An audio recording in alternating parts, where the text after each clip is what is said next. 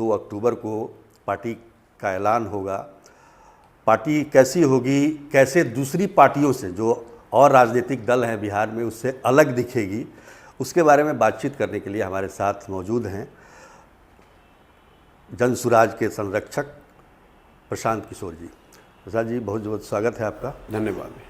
2 अक्टूबर को हम लोग सुन रहे हैं कि अब पार्टी का ऐलान करने जा रहे हैं, तो क्या स्वरूप होगा? क्या पार्टी का नाम भी वही नाम रहेगा जो जनसुराज चल रहा है, या कुछ अलग आप सोच रहे हैं उसके बारे में? नहीं, 2 तारीख को दल बनाने की बात जितने साथी इसमें जुड़े हुए हैं उनकी ऐसी भावना है कि 2 वर्ष करीब करीब हो गए। अगर आपको याद होगा 2 मई 2021 को मैंने इस अभियान की शुरुआत की घोषणा आप लोग के समक्ष की थी, तो उस नज़रिए से तो करीब 2.5 साल हो गए और 2 वर्ष तो पदयात्रा के हो जाएंगे। तो लोगों का 2 मत था कि एक, जब पूरी पदयात्रा, क्योंकि अभी भी पदयात्रा बाकी है कई इलाकों में, तो एक मत था कि भाई पदयात्रा पूरी करके उसके बाद दल बनाएं, और एक मत है कि नहीं, चूँकि बहुत बिहार के बड़े भूभाग में लोग बड़ी संख्या में इससे जुड़ गए हैं, जहाँ भी पदयात्रा नहीं हुई वहाँ से भी जुड़ गए हैं, तो लोगों ने एक बहुमत से पारित किया कि नहीं, 2 अक्टूबर को बेहतर दिन है, उस दिन ही इसको बनाया जाए। तो 2 तारीख को सारे लोग मिलकर दल बना रहे हैं। दल का स्वरूप, उसका संविधान, उसका नेतृत्व, सब कुछ 2 तारीख को तय होगा। तय होने की प्रक्रिया जारी है। 2 तारीख को उसकी घोषणा की जाएगी विधिवत तौर पर। तो आप देखेंगे कि दल का नेता कौन हुआ, दल की का संविधान क्या है। ये दल, जैसा आपने अपने इंट्रोडक्टरी स्पीच बातें में बताई कि ये दल जो है वो दूसरों से अलग कैसे होगा, ये सारी बातें आपको 2 तारीख को दिखेगी। मतलब आज क्या बताइएगा? आज भी तो कुछ बताइए। भाई, जो हम बता रहे हैं, जो पहले से बता रहे हैं कि ये दल किसी व्यक्ति का नहीं होगा, किसी परिवार, किसी जाति विशेष का नहीं होगा, ये दल प्रशांत किशोर का नहीं होगा, इस दल के नेता प्रशांत किशोर नहीं होंगे। सामान्यतः तो बिहार में या देश में पार्टियां कैसे बनती हैं, जो दल बनाता है वो दल का नेता संरक्षक बन जाता है। हमने ये पहले दिन से ये घोषणा की है कि नहीं, हमारी भूमिका इस दल के नेता की नहीं है, हमारी भूमिका उस सूत्रधार की है जो लोगों को दल जो बनाना चाहते हैं उनको एक साथ लाएं और एक नया बेहतर विकल्प बिहार के लिए बने। इसकी ज़रूरत इसलिए है कि बिहार में दल तो पहले से ही बहुत सारे तो एक और दल बन जाएगा, उससे क्या होगा। लेकिन वो दल, वो कैसे अलग होगा? ये सबसे बड़ा अलग तो यही होगा कि ये दल बिहार के लोग मिलकर बना रहे हैं। कोई एक व्यक्ति, एक परिवार, कोई एक जाति विशेष, एक धर्म विशेष के लोग नहीं बना रहे, एक विचारधारा के मानने वाले नहीं बना रहे। पहले दिन जब दल बनेगा तो उसके सदस्यों की संख्या, संस्थापक सदस्यों की संख्या 1 करोड़ होगी। मतलब बिहार में जो स्थापित दल हैं, 20 साल 30 साल से यहाँ पर राजनीति कर रहे हैं, उनके पास भी इतने सदस्य, पेपर पर भी इतने सदस्य नहीं हैं, और हम लोग 1 करोड़ सदस्य के साथ इस दल की शुरुआत कर रहे हैं। पहले दिन जब ये दल की घोषणा होगी तो राज्य से लेकर पंचायत स्तर तक बिहार के सभी इकाइयों में आप देखेंगे दल का पूरा संगठन उससे पहले घोषित हो जाएगा। ये पहला ऐसा दल होगा जिसके नेतृत्व का चुनाव खुले मंच पर, अधिवेशन में, वो सारे लोग मिलकर जो आएंगे 2 अक्टूबर को, वो सब मिलकर इसका नेतृत्व का चुनाव करेंगे। ये पहला ऐसा दल होगा जो जिसके बनाने में, जिसको चलाने वालों में, जिसके नेतृत्व में समाज के सभी वर्गों की, उनकी जनसंख्या के हिसाब से उनकी भागीदारी होगी। ये पहला ऐसा दल होगा जिसमें उम्मीदवारों का चयन किसी नेता के द्वारा नहीं किया जाएगा, सर्वे के द्वारा नहीं किया जाएगा, बल्कि इस दल के बनाने वाले लोग हर क्षेत्र में बैठेंगे और दलों के उम्मीदवारों का चयन करेंगे। तो ये सारी बातें हैं और बहुत तेरी बातें। आप दल को बनाने की प्रक्रिया में अभी 121 सदस्यीय संविधान समिति की घोषणा की गई है। आप उनमें नामों को देखें, 121 यहाँ के बिहार के प्रबुद्ध सामाजिक राजनीतिक लोग एक साथ आकर दल के संविधान को बना रहे हैं। और उस संविधान को लिखने के लिए करीब करीब मैं अपने व्यक्तिगत स्तर पर जो चर्चा कर रहा हूँ उसको छोड़ दीजिए, संविधान समिति की करीब 1000 बैठक अभी से लेकर 2 अक्टूबर तक बिहार के अलग अलग हिस्सों में ये संविधान सभा के लोग जाएंगे, लोगों से बात करेंगे, साथियों से बात करेंगे कि दल के संविधान में किन किन प्रावधानों को शामिल किया जाए, ताकि ये कोई व्यक्ति और व्यक्ति समूह पर आधारित ना हो। आज मान लीजिए कि हम हैं, कोई दूसरा है, लेकिन 10 वर्ष के बाद भी इसका ढांचा ऐसा हो, इसका स्वरूप ऐसा हो, इसकी नियमावली ऐसी हो, इसका संविधान ऐसा हो कि जिन मूल्यों को, जिन बातों को लेकर हम लोग इसको बना रहे हैं, वो चीज़ें कभी कमज़ोर ना पड़े। और पार्टियों का जो संविधान है उससे काफ़ी अलग इसका संविधान होगा। देखिए, पार्टियों का संविधान, आप तो इतने दिन से पत्रकारिता कर रहे हैं, मुझे लगता है कि अगर आप 3 दलों के संविधान को देख, कांग्रेस, भाजपा और कम्युनिस्ट पार्टियों का जो संविधान है, बाकी जितने दल बने उनका कोई संविधान भी है या किसी ने बनाया, मनोनीत संविधान, वो तो कट कॉपी पेस्ट किसी ने बना के सबमिट कर दिया, चूंकि इलेक्शन कमीशन की वो रिक्वायरमेंट है। हम लोग यहाँ पर व्यापक स्तर पर लोगों के से परिचर्चा करके, जैसे लोगों ने बताया कि दल के का जो नेतृत्व हो उसका कार्यकाल क्या होना चाहिए, और इस पर व्यापक चर्चा चल रही है। आप देख रहे हैं, मैं खुद 15-15 हज़ार लोगों को बैठाकर वो मीटिंग कर रहा हूँ, और गहन चर्चा के बाद तय हुआ कि नहीं, दल के अध्यक्ष का कार्यकाल 1 साल होना चाहिए। बहुत बहस हुई कि 1 साल कम है, ज़्यादा है, होना चाहिए, नहीं होना चाहिए। तो इस चर्चा के आधार पर तय किया गया कि नहीं, 1 साल ही अध्यक्ष का कार्यकाल होना चाहिए, क्योंकि आज़ादी से पहले जो कांग्रेस थी उसमें भी अध्यक्षों का कार्यकाल 1 साल होता था। अब लोग आजकल बता रहे हैं भाई 1 साल तो कुछ लोगों का मानना था कि 1 साल तो समय ज़्यादा नहीं है, लेकिन सबने परिचर्चा करके निकाला कि नहीं, अगर आज़ादी से पहले इतनी बड़ी कांग्रेस को का अध्यक्ष 1 साल के लिए हो सकता था, तो इस पार्टी का भी हो सकता है। इसी तरीके से ये तय किया गया कि भाई पहला अध्यक्ष कौन होना चाहिए। तो आप, हम लोग सभी जाति समूह, सभी समाज के वर्गों के प्रतिनिधित्व की बात कर रहे हैं, तो ये नहीं कहा गया कि जो बना रहा है वो अध्यक्ष होगा या मैं जिसको मनोनीत कर दूं वो अध्यक्ष होगा। अध्यक्ष कौन होना चाहिए, तो उस पर व्यापक चर्चा में निकला कि जो समाज का सबसे गरीब और पिछड़ा वर्ग है उसको सबसे पहले मौका मिलना चाहिए, उसके बाद जो दूसरे पायदान पर है उसको दूसरा नंबर मिलना चाहिए, उसके बाद जो तीसरा टर्म उसको मिलना चाहिए जो तीसरे नंबर पर है। ये बिल्कुल सब्जेक्टिविटी नहीं है, आंकड़ों के आधार पर ज़मीनी स्थिति को समझकर जो भावनाएं, जो मूल्यों की बात हम लोग कर रहे हैं, उन दोनों को जोड़कर बिल्कुल पारदर्शिता से किया गया। जैसे आपने देखा होगा बिहार में राजनीति चलती है, अगड़े पिछड़े, दलित, महादलित। लोग कहते हैं, दलितों को जा कहेंगे, पिछड़ों कहेंगे कि तुमको सवर्णों, तुम्हारी स्थिति इसलिए खराब है कि सवर्णों ने लूट लिया। सवर्ण को जाकर कहता है तुमको, तुम्हारा हक पिछड़ों ने ले लिया। दोनों दलित को जा कहेगा तुम्हारा हक इन दोनों ने मान लिया। जब जनसुराज के नेतृत्व की बात हुई तो ये फार्मूला रखा गया, और आप वीडियो जाकर देख सकते हैं, इंटरनेट पर है। समाज के सभी वर्गों ने, मैंने ये कहा कि क्या आपकी हमारी जिम्मेवारी नहीं है कि जो समाज में सबसे पीछे है उसको सबसे पहले नेतृत्व दिया जाए। तो लोगों ने कहा नहीं, बिल्कुल ये सही बात है, और उस नज़रिए से समाज में सबसे गरीब, शैक्षणिक, सामाजिक, आर्थिक तौर पे सबसे गरीब, पिछड़ा, अनुसूचित जाति समाज के लोग हैं, तो इसलिए दल का पहला नेतृत्व उनको मिलना चाहिए। देखिए, ऐसा नहीं है कि किसी दूसरे दल में अनुसूचित जाति के लोगों को नेतृत्व नहीं मिला है, लेकिन उस देने का तरीका और उसकी वजह वो इसलिए नहीं है कि हमको वोट किसी का लेना है इसलिए हम किसी अनुसूचित जाति आदमी को वहाँ बैठा दिया। पार्टी लोग वोट के लिए ही नहीं, आप बात समझिए। एक है कि आप ये कह रहे हैं कि तुमको तुम्हारा हक छीना है, तुम खड़े हो जाओ, इनको झगड़ा करो। मैं दूसरे ये कह रहा हूँ कि नहीं भाई, जो आगे है, जो पीछे छूट गया उसका हाथ पकड़ के आगे बढ़ाओ। तो ये बांटने वाली बात नहीं है, झगड़ा कराने वाली बात नहीं है, सबको जोड़ने वाली बात है। मतलब उस बैठक में मैंने सवर्णों को कहा कि आप खड़े होकर बताइए कि इससे सहमत हैं कि नहीं। बिहार में तो आप लोग जाति की ही बात करते हैं। 100% सवर्ण और ओबीसी समाज के लोग खड़े होकर कहे कि नहीं, बिल्कुल ये सही फार्मूला है और हम लोग पीछे रहने को तैयार हैं। हमारा नंबर अगर चौथे साल में आएगा या 5वें साल में आएगा तो हमें उससे कोई शिकायत नहीं। ये फ़र्क है। आपने पूछा कि दूसरी पार्टियों और इसमें फ़र्क क्या है। आपने कहा वोट लेने की, वोट तो अपने आप मिल जाएगा, उसकी आप चिंता ना करें, वो तो आप देख रहे हैं। जब आप ये बताइए वोट देता कौन है? वोट तो बिहार की जनता देती है, और जब जनता ही मिलकर पार्टी बना रही है तो वोट की तो कोई दिक्कत ही नहीं है। नहीं, तो वही कहा जा रहा है ना कि आप तो दूसरे दलों को काफ़ी वोट दिलवाए, रणनीतिकार रहे हैं आप राजनीतिक तौर पर, अब अपने लिए अब पार्टी बना रहे हैं, मतलब एक पार्टी को आप सृजन कर रहे हैं।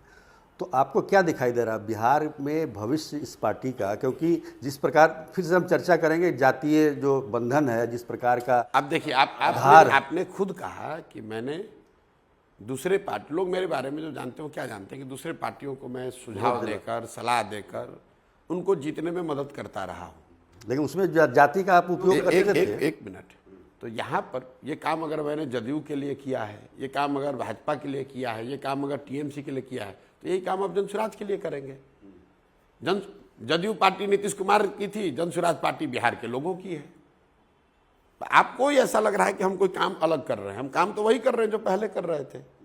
भाई हमने जदयू को बताया कि आप अपने संगठन को मजबूत कैसे कीजिए, कैसे। वो तो जदयू वाले तो हार गए थे 2014 में, भाजपा ने मिट्टी में मिला दिया था उनको यहाँ पर राजनीतिक तौर पर। हमने आकर उनको मदद करी, उन लोगों ने भी अपना कुछ काम किया, हमने भी सुझाव दिया कि भाई इस तरह से गठबंधन बनाइए, इस तरह से अपने संगठन को बेहतर बनाइए, इस तरह से अपना प्रचार प्रसार कीजिए, 7 निश्चय बनाइए, हर घर दस्तक कीजिए। ये बात तो हमने उनको बताई। आज बहुत बड़े तोप बन रहे हैं। अगर 15 में, आप तो लंबा समय से यहाँ राजनीति फॉलो करते हैं, अगर 15 में नीतीश कुमार की मदद नहीं की गई होती तो उनका तो उसी समय राजनीतिक पटाक्षेप हो गया था। और आज बड़ी बड़ी बात ये लोग कह रहे हैं। तो उस मृत प्राय हारी हुई जदयू को अगर हम लोग सुझाव देकर मदद करके खड़ा कर सकते हैं, तो बिहार के लाखों लोगों के द्वारा मिलकर बनाए हुए संगठन को मैं क्यों नहीं मदद कर सकता हूँ। तो वो ठीक है, लेकिन आप पिछले 2 वर्षों से पदयात्रा भी कर रहे हैं, हर गांव, हर पंचायत, गली कूचे में आप घूमते रहे, तो आपको क्या संभावना दिख रही है? आप क्या दावा कर सकते हैं कि आपकी पार्टी क्या 2025? हमारी कोई पार्टी नहीं है। हमने आपको इस पार्टी का सृजन आप कर रहे हैं। जनसुराज 2025 में पूर्ण बहुमत से अपनी सरकार बनाएगी। आप मुंह ऐसे खोल के देख रहे हैं, अरे आश्चर्य, ऐसा कैसे होगा? आप लिख लीजिए और आप हमसे चुनाव के 3 महीना पहले मिल लीजिएगा। लोग कहते हैं चुनाव के बाद मिलिएगा, मैं कह रहा हूँ चुनाव के 3 महीने पहले हमसे मिल लीजिएगा। सारे इंडिपेंडेंट सर्वे करने वाले लोग या आप जैसे लोग, जितने एनालिस्ट हैं, पर्यवेक्षक हैं, उनको ये 3 महीना पहले दिखने लगेगा कि जनसुराज ही जीत कर आ रही। तो आप तो बहुत बड़ी बात कह रहे हैं। अब बड़ी बात तो आप, छोटी बात क्या होती है? हमने आप ये बताइए कि 2015 में जब आकर ये कहा गया कि नीतीश कुमार जीत जाएंगे, तो उस समय भी लोगों को यही लगा था कि ये बहुत बड़ी बात है, भाजपा की आंधी है, कैसे जिता दीजिएगा। तो अगर जदयू को जिता सकते हैं तो जनसुराज को भी जिता सकते हैं। मैं आपको फिर बार बार वही कहूँगा, मान लीजिए कि जनसुराज यहाँ पहले से एक पार्टी होती और प्रशांत किशोर यहाँ आकर जनसुराज को चुनाव लड़ाने आते, तो क्या आप उस दल को, उस फॉर्मेशन को सीरियसली लेते कि नहीं लेते? देश भर में लोग लेते हैं। हम जिसको भी मदद करते हैं उसको लोग सीरियसली लेते हैं। तो बस वही कर रहे हैं। अभी क्या है, पार्टी नहीं है, 2 तारीख को पार्टी हो जाए। जनसुराज ही नाम रहेगा? नहीं, नाम तो अब जो इलेक्शन कमीशन दे दे, ये तो इलेक्शन कमीशन के हाथ में है। हमने इसलिए कही बड़ी बात कि पिछले 90 से देख लीजिए, 90 में जब लालू यादव की सरकार बनी तो कोलिशन गवर्नमेंट, गठबंधन की सरकार थी। 95 में भले वो अकेले अपने दम पे आए, लेकिन 2000 से अभी 2024 तक बिहार में गठबंधन की ही सरकार रही है। आप कह रहे हैं कि अकेले आपकी पार्टी पूर्ण बहुमत में आएगी, इसलिए मैंने कहा कि बड़ी। देखिए, मैं फिर, मेरी पार्टी नहीं, आप बार बार कह रहे हैं आपकी पार्टी, लेकिन हाँ, जनसुराज जनता की पार्टी नहीं, जनसुराज के लोग जो पार्टी बना रहे हैं ये जीत कर आएगी। आपने कहा कि पिछले 30-35 साल से तो सब कुछ आप कर रहे हैं, तो आप सुनिए 1 मिनट कि जनसुराज यहाँ पर गठबंधन, पहले उस सवाल का जवाब दूँ, गठबंधन की सरकार बनती रही है। 2014 में, ये तो बिहार की बात कर रहे हैं, 2014 में भी लोगों ने कहा कि 2014 से पहले 20 बरस तक, 1989 के बाद पूरे देश में सिर्फ गठबंधन की सरकार रही। जब मोदी जी का अभियान हम लोग शुरू किए, तब कितने लोगों ने कहा था कि मोदी जी के नेतृत्व में भाजपा की पूर्ण बहुमत की सरकार बन जाएगी? तब भी तो लोग यही कहते थे कि पिछले 20 वर्ष में तो गठबंधन की सरकार बनी है, तो अकेले कैसे जीत जाएंगे? हाँ ठीक है, मोदी बहुत पॉपुलर हैं, भाजपा को 200 सीट आ जाएगा, लेकिन गठबंधन तो बनाना ही पड़ेगा। पूर्ण बहुमत की सरकार बनी कि नहीं बनी? तो जो मेरा आलोचक भी है, उसको आप ये तो नहीं कह सकते कि हमको राजनीति की, चुनाव की बिल्कुल समझ नहीं है।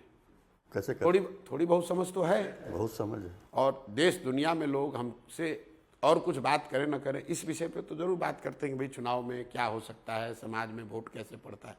उन चीज़ों की थोड़ी बहुत समझ जो मैंने बनाई है, जो भी मेरा अपना अनुभव है, उन सब को मैंने एक साथ लाकर जनसुराज को बनाने में, बिहार को सुधारने के लिए, एक नई व्यवस्था बने, उसके लिए मैंने पूरा सब कुछ, सब अनुभव, मेरे जीवन का कुछ भी नहीं, सिर्फ अनुभव ही नहीं, मेरा अनुभव, मेरा शरीर, मेरा समय, मेरे संसाधन, कुछ भी छोड़ा नहीं है, हर कुछ दांव पर लगाया है।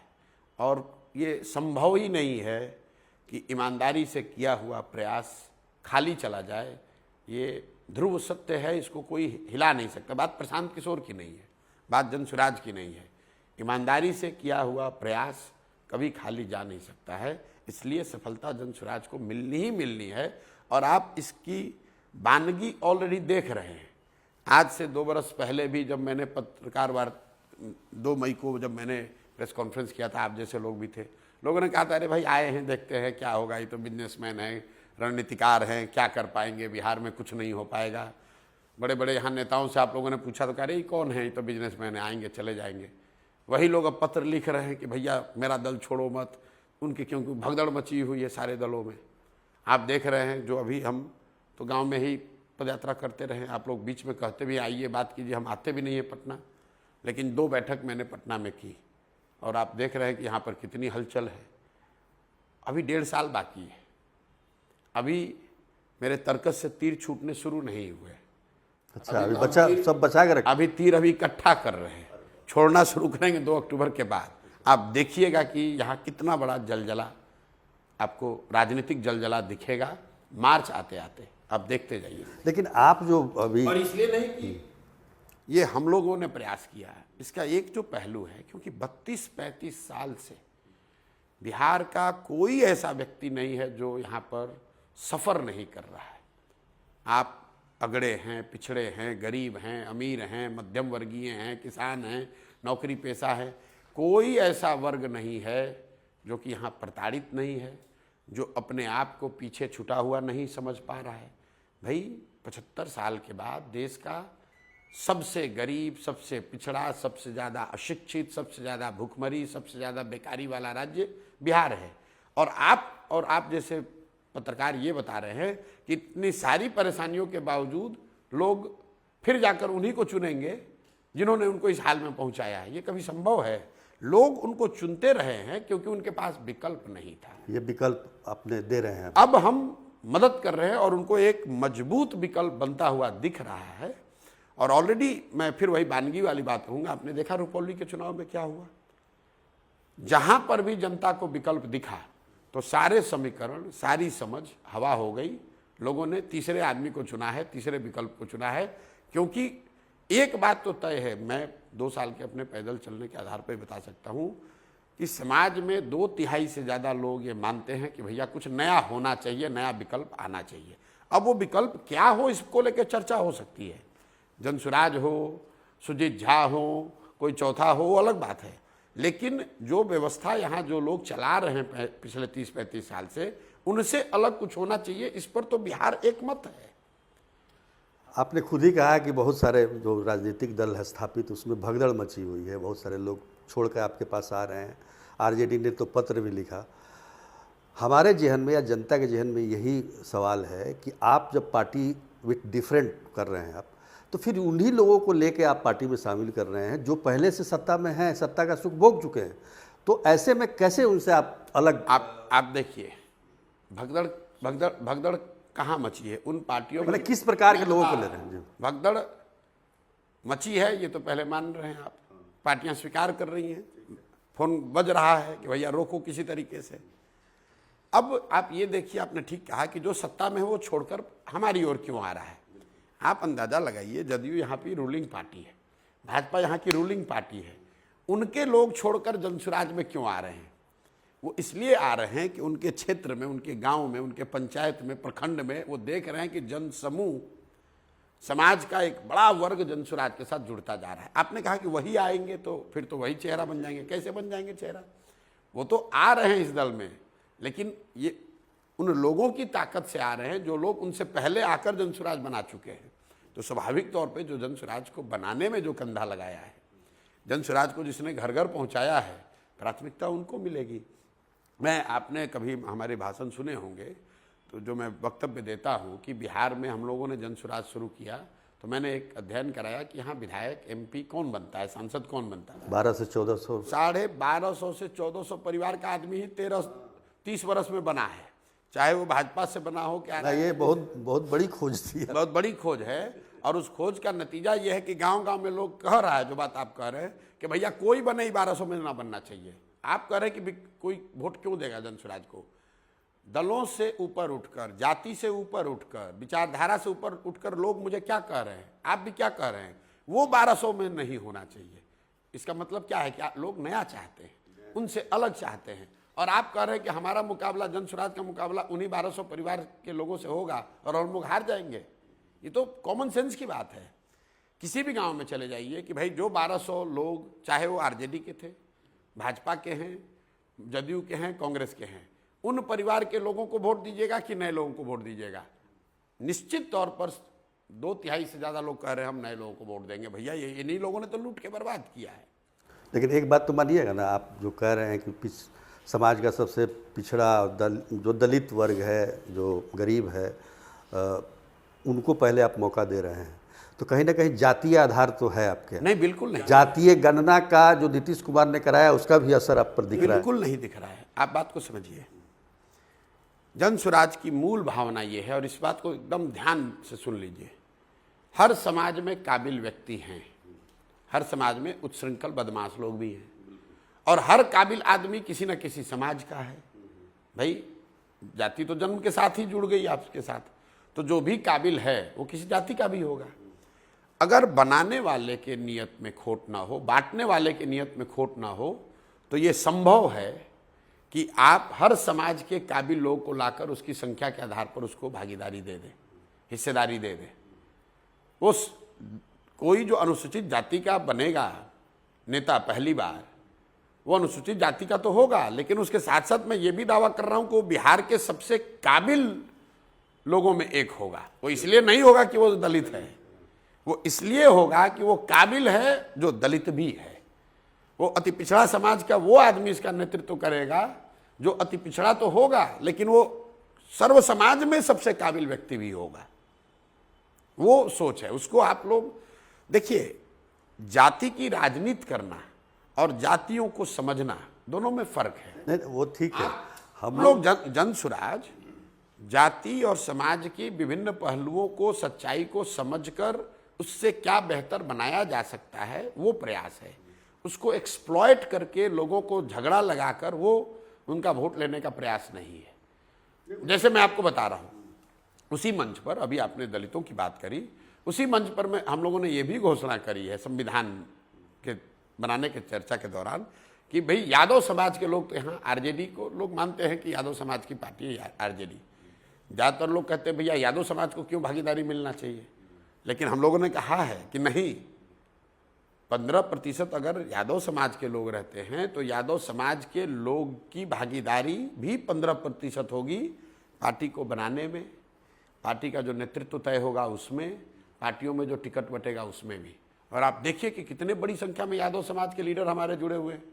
जो चुनाव की समिति बनी है चयन के लिए, उसमें भी इन वर्गों का रिप्रेजेंटेशन सबका है। राजनीति में तो मुझे लगता है कि जो योग्यता आप कह रहे हैं, योग्य व्यक्ति होगा, उसमें सबसे बड़ी योग्यता की जो मापदंड, योग्यता का जो मापदंड होता है राजनीति में, खासतौर पर बिहार में, कि भाई कितना बड़ा वोट बैंक है आपका। देखिए, आपको एक चीज़ बता रहे हैं, अगर मुझे बिहार के हिसाब से ही एक व्यवस्था बनानी है तो फिर मुझे इतना प्रयास करने की जरूरत है क्या? तो मैंने आपको पहले कहा, पहले ही से यहाँ इसलिए अलग बना रहे हैं। अलग, हर चीज अलग है, सोच अलग है, प्रयास अलग है, और परिणाम भी अलग होगा। ये पहला ऐसा दल है जो बिहार में नहीं, देश के स्तर पर हम लोग संभावित प्रत्याशियों का नाम पूरे 243 विधानसभा में करीब करीब साल भर पहले सार्वजनिक कर देंगे। आपको ये पता होगा कि आपके विधानसभा में कौन से 6 या 7 चेहरे हैं जो आधिकारिक तौर पर जन स्वराज के उम्मीदवार हो सकते हैं। फिर उन 6, जैसे विदेशों में प्राइमरी होता है, उन 6 लोगों में चुनाव होगा और जो चुन लिया गया वही उम्मीदवार है। ऐसा नहीं होगा कि आपने कहा ना कि दूसरे दल से आ रहे हैं, कि चुनाव के पहले आप आए और आपको जाति देखकर, आपका पैसा देखकर, आपका नेटवर्किंग देखकर आपको, हम लोग अपना हाथ अभी बांध लेंगे। जो 6-7 लोग अभी घोषित कर दिए जाएंगे, उसी में से कोई उम्मीदवार होगा। तो आप उनका आकलन कीजिए, मूल्यांकन कीजिए, देखिए, और समाज को भी अवसर होगा देखने समझने का। उम्मीदवार के साथ साथ हम लोग विधानसभा की पंचायत वाइज योजना भी, जो मैंने आपको पिछले इंटरव्यू में भी बताया था कि जनसुराज ठीक है, ये तो नेता रोजगार के लिए जो कि हम कैसे हर पंचायत में 1000 नए रोजगार देंगे, ये योजना भी जारी करेंगे। हम पंचायत में शिक्षा कैसे सुधारेंगे, ये योजना भी जारी करेंगे। पंचायत के स्तर पर, पूरे बिहार की बात नहीं कर रहे हैं, हर पंचायत की योजना जारी करेंगे। आप उसको पढ़िए, देखिए, ठीक लगे तब जुड़िए। प्रशांत किशोर की क्या भूमिका होगी? आप कह रहे हैं कि नेतृत्व दलित करेगा पहला। प्रशांत किशोर की भूमिका, सबसे एक और सवाल है इसके जुड़ा हुआ, सबसे बड़ी बात वही, फिर जाति पर आ जाते हैं हम लोग। प्रशांत किशोर अगड़ी जाति से हैं, तो उनसे कैसे जुड़ेंगे? आप बिल्कुल, आप लोग नहीं, जिज्ञासा है ये, मतलब जिज्ञासा नहीं है। आप लोग फेविकॉल लगाकर उस मानसिकता में ऐसे चिपक गए हैं, या आपको चिपका दिया गया है आपकी सोच। 25 साल से यही कर रहे हैं ना। तो ठीक है, तो सही बात है, मैं आपकी मजबूरी समझ रहा हूँ। 25 साल से उसी एक ही आईने से कर रहे हैं। प्रशांत किशोर की भूमिका ये है कि भगवान ने मुझे जो शक्ति, बुद्धि, साधन, व्यवस्था दिया है, इसका उपयोग करके बिहार को सुधारने का, बिहार में एक बेहतर व्यवस्था बनाने का, बिहार को अगले 10 साल में देश के अग्रणी 10 राज्यों में शामिल कराने के लिए जो कुछ भी मुझसे बन पड़े वो मैं करूं, और वही कर रहा हूं। और इसमें कोई इफ बट किंतु परंतु नहीं है। जो भी काबिल आदमी है, जो भी अच्छा व्यक्ति है, जो भी इसको जुड़कर अपने कंधा लगाना चाहता है, सबका स्वागत है। प्रशांत किशोर सबकी मदद के लिए खड़े हैं, और उनकी मदद ले भी रहे हैं जो हमारी मदद करना चाह रहे हैं। सब लोग मिलकर ही बिहार को किसी एक व्यक्ति, किसी एक नेता, किसी एक दल, एक विचारधारा, एक जाति ने नहीं बिगाड़ा है। बिहार की जो दुर्दशा है, इसके लिए बिहार के हम सब लोग जिम्मेवार हैं। तो मैं हमेशा कहता हूं कि जिस राज्य को इस देश के बड़े बड़े नेताओं ने, दलों ने, बड़े बड़े विशेषज्ञों ने न सुधर पाने वाला राज्य मानकर छोड़ दिया है, उसको सुधारने का जिम्मा बिहार के लोगों का है। क्योंकि कोई किसी से बात कीजिए, कहता है कुछ हो, बिहार तो न सुधरेगा। तो ये विश्वास पैदा करना प्रशांत किशोर की जिम्मेवारी है। लोगों में विश्वास पहले पैदा हो कि नहीं, विकल्प बन सकता है। और आप ऑलरेडी देख रहे हो, वो सुगबुगाहट दिख रही है आपको। लोगों में ये विश्वास हो रहा है कि नहीं भैया, तीसरा विकल्प तो बन रहा है। जो लोग कह रहे थे कौन प्रशांत किशोर, अब वो कह रहे हैं कि बी टीम है, इसी टीम है। अभी बीजेपी का बी टीम बताया जा रहा है आपको। अरे वही यही अब जो बताए थे आपके मुख्यमंत्री बेचारे, अब उनकी दशा ये हो गई है कि अब ज़्यादा टीका टिप्पणी अब करना उन पर बंद कर दिए हैं व्यक्तिगत तौर पर। ये वो आदमी है जो खुद बीजेपी के गोद में बैठा हुआ है और दूसरे को सर्टिफिकेट बांट रहा है। नीतीश कुमार से राजनीतिक तौर पर, राजनीतिक धूर्त नीतीश कुमार की जब का इतिहास लिखा जाएगा तो मुख्यमंत्री के तौर पर जो आकलन है वो तो है, लेकिन नेता के तौर पर उनको विशुद्ध राजनीतिक धूर्त आदमी है। प्रशांत किशोर को अपने कब्जे में रखना है, इसके लिए जाकर बयान दे दो कि ये तो बीजेपी का आदमी, हम बीजेपी के कहने पर हमने इसको उपाध्यक्ष बनाया था। क्यों? कि हमारे ही पास रहे, हमारा काम करता रहे। कि बाहर जाएगा इसका क्रेडिबिलिटी खराब कर दूंगा। नीतीश जी हमारी क्या क्रेडिबिलिटी खराब करेंगे? देखिए, आप दूसरे के लिए कुआं खोदते हैं, खुद के लिए ऊपर वाला आपके लिए खाई खोद देगा। जिस नीतीश कुमार को करीब करीब संन्यास की स्थिति से उठाकर मैंने सिंहासन पर बैठाया था, ये आदमी हमारे लिए अगर गलत बोलते हैं तो ऊपर वाला है उसको अपना हिसाब कर देगा, हमको बोलने की जरूरत नहीं। नीतीश कुमार आप पर बोलते हैं, आप जो है तेजस्वी यादव को ज़्यादा, क्योंकि नीतीश कुमार कोई फैक्टर नहीं है। अब नीतीश कुमार अगर मुख्यमंत्री के कुर्सी पर नहीं है तो नीतीश कुमार का राजनीतिक वजूद जीरो है, आपको भी मालूम है। मुख्यमंत्री हैं इसलिए बोलना पड़ता है। लोकसभा में तो बड़ा अच्छा प्रदर्शन हुआ। अच्छा प्रदर्शन है भैया, नीतीश बीजेपी से तो अच्छा हुआ। अरे भाई 12 सीट उनको मिला है, तो आपको भी मालूम है कि 12 सीट उनको मिला है या कि लालू के अगेंस्ट वाला वोट मिला है। देखिए, नीतीश कुमार का राजनीतिक वजूद करीब करीब जीरो है, और मुख्यमंत्री हैं इसलिए जब हम लोग बिहार की स्थिति पर चर्चा करते हैं, बात कोई करता है इसलिए कभी बोलना पड़ता है। राजनीति के तौर पर जो लोग यहाँ पर दावा कर रहे हैं कि हम बहुत बड़े हैं, मजबूत हैं, हमारा ही बिहार है, हमारे बाप दादाओं का बिहार है, उनको बता रहे हैं कि ये राजतंत्र नहीं है कि तुम्हारे बाबूजी का बिहार था अब तुम्हारा होगा, उसके बाद तुम्हारे बेटे का होगा। बिहार उसका होगा जिसको बिहार की जनता चुनेगी, जो बिहार की जनता के लिए कुछ पुरुषार्थ करे, पराक्रम करे, अपना जीवन खपाए। ये आपके बाबूजी का राजतंत्र नहीं है कि आप नॉमिनेट कीजिएगा और आप यहाँ के राजा बन जाइएगा और पूरे बिहार के लोग आपके सरपरस्ती में जिएंगे। तो ऐसे लोगों पर तेजस्वी यादव के लिए जो लोग भी ऐसा समझते हैं कि हमारी सरपरस्ती में ही पूरा बिहार चलेगा, तो ये किसी के बाप दादाओं का स्टेट नहीं है, ये बिहार के लोगों की ज़मीन है। लोग स्वतंत्र हैं, अपना ये लोकतंत्र है, लोग स्वतंत्र हैं अपना चुनने के लिए कि हमारा नेतृत्व, हमारा अगुवा कौन होगा, हमारा नेतृत्व कौन करेगा। आप कह रहे हैं कि फैक्टर नहीं है नीतीश कुमार, तो आपका मुकाबला राजनीतिक तो फैक्टर नहीं है। आपको लिख कर दे देता हूँ, नीतीश कुमार विधानसभा में 20 के नीचे रहेंगे, जदयू को 20 सीट भी नहीं आएगा। अगर आप आएगा तो मैं बिहार में राजनीति करना छोड़ दूंगा। 20 सीट उनको विधानसभा में जदयू को नहीं आएगा, लिख लीजिए। इस बात तो बड़ा उत्साहित है भाई कि लोकसभा में इतना भाई वो नीतीश कुमार जब उत्साहित होते हैं तो समझिए कि उनके गिरने का 2014 में उत्साहित नहीं थे। 2014 में उत्साहित थे कि नहीं थे? पानी पीने को नहीं मिला, 2 लोकसभा मिला था। आपका मुकाबला किससे है यहाँ? किससे आपकी लड़ाई है? अगर यहाँ जनसुराज और एनडीए में लड़ाई होगी, सीधी लड़ाई। हम लोग की अपनी समझ है कि लड़ाई एनडीए वर्सेस जनसुराज में होगा, आरजेडी तीसरे नंबर पर रहेगी। आप कहा जा रहा है कि आप खड़े होंगे, आप मतलब आपकी पार्टी फिर कह रहे हो जनसुराज जो है ज़्यादातर नुकसान पहुंचाएगी बीजेपी को या एनडीए को? भाई हम नुकसान किसको पहुंचाएंगे ये नहीं जानता हूं, लेकिन मैं बिहार की जनता को फ़ायदा पहुंचाने जा रहा है जनसुराज। राजनीतिक बंधुआ मजदूरी खत्म होगी, लालू के डर से भाजपा, भाजपा के डर से लालू को वोट देना बंद होगा। बिहार के लोगों के पास विकल्प होगा, बिहार के लोगों के पास ऐसे लोगों का चेहरा होगा जो चोर नहीं है, बदमाश नहीं है, लुटेरे नहीं है। इसलिए नहीं उनके सामने नेतृत्व का दावा कर रहे हैं क्योंकि वो किसी बड़े बाप के लड़के हैं। उन्होंने अपने परिश्रम से, पुरुषार्थ से जो हासिल किया है उस आधार पर वो जनता का समर्थन मांगेंगे। तो जनसुराज ये करेगा, नुकसान जिसका होता है हो जाए। स्वाभाविक तौर पर जो मुफ्त में वोट खा रहा है, मुफ्त में जिसको वोट मिल रहा है उसका नुकसान होगा, लेकिन मुकाबला अल्टीमेटली एनडीए वर्सेस जनसुराज होगा। क्योंकि जो लालटेन है, लालटेन जलता कैसे है? उसमें एक बत्ती है और नीचे किरासन तेल है। तो ये जो लालटेन का जो किरासन तेल है, जो मुस्लिम समाज है वो किरासन तेल है। तो बहुत तेजी से लालटेन से किरासन तेल निकल रहा है, क्योंकि सबसे ज़्यादा ठगा हुआ, प्रताड़ित वही है जिसको भाजपा का डर दिखा कर आप लालटेन अपना जलाए हुए हैं।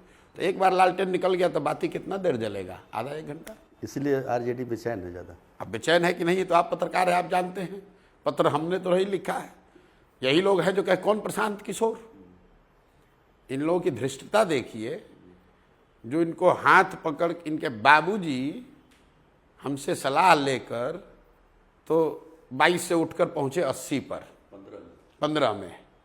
लड़का अभी मुखिया का चुनाव नहीं जीता था, तो पहली बार एमएलए का चुनाव जब लड़ाया गया उसमें हमारी भूमिका है। और कहता है कौन प्रशांत किशोर?